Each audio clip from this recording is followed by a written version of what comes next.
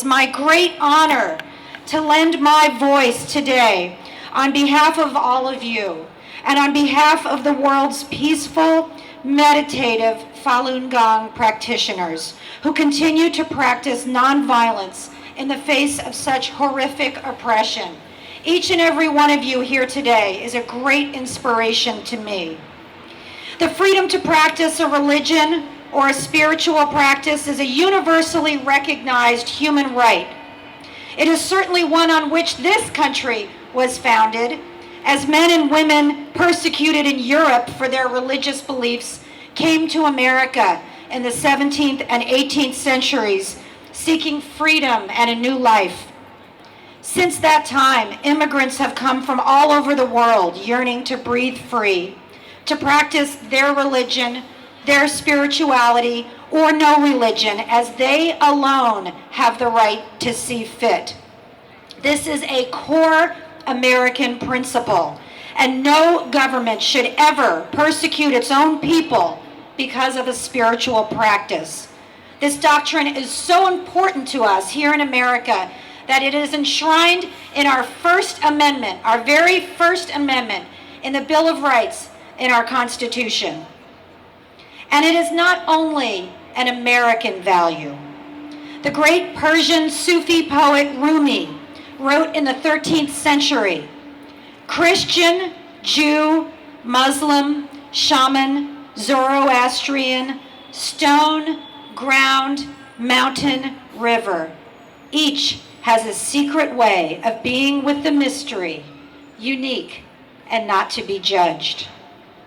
So too it is written in the United Nations Universal Declaration of Human Rights, written in 1948 by an 18-nation commission, which included China, and which was headed by our First Lady, the great Eleanor Roosevelt, a towering moral leader in her day. Quote, "Everyone has the right to freedom of thought, conscience, and religion. This right includes freedom to change his religion or belief, and freedom, either alone or in community with others, in public or in private, to manifest his religion or belief in teaching, practice, worship, and observance." And I would add, her religious practice. It is not for us to demean or judge those with different religious practices. Our obligation is always to show respect and protect the rights of all citizens of the world to pursue their own conscientious beliefs. Unfortunately, the government of China today does not seem to agree.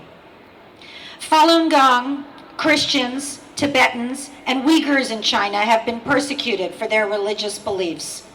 One of the largest victim groups is Falun Gong, a spiritual self-cultivation discipline that involves, as you all know, meditation, exercises, and living according to truthfulness, compassion, and tolerance.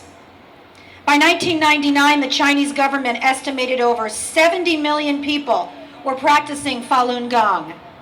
The popularity of Falun Gong, the party's antipathy towards spirituality, and the conflict between the party's political ideology and Falun Gong's principles of truthfulness, compassion, and tolerance were the primary reasons for the persecution, and it continues to this day. This is unacceptable. How can anyone feel threatened by truthfulness, compassion, and tolerance?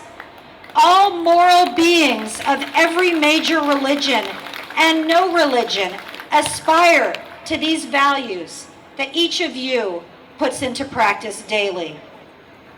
According to reports, hundreds of thousands of our sisters and brothers, Falun Gong practitioners, are currently in prisons or labor camps and brainwashing centers at any given time. We know that prisoners of conscience, according to reports, have become a live source for forced organ harvesting. Unimaginably horrific.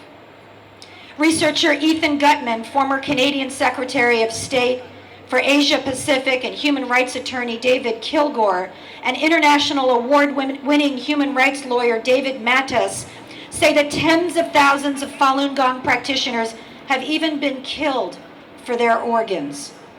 This is a shocking outrage that cries out for the world's attention.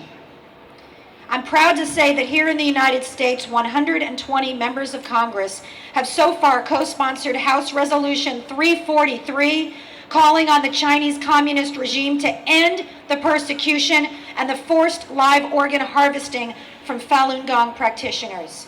That's a good start. But we must do more.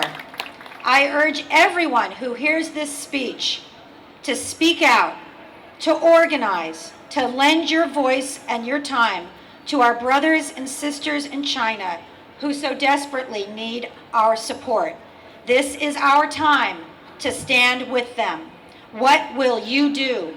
Today, I stand with all persecuted people of the world, and to the Falun Gong practitioners, I say, America stands with you. As Ayun Hirsi Ali says, tolerance of intolerance is cowardice. Thank you. God bless.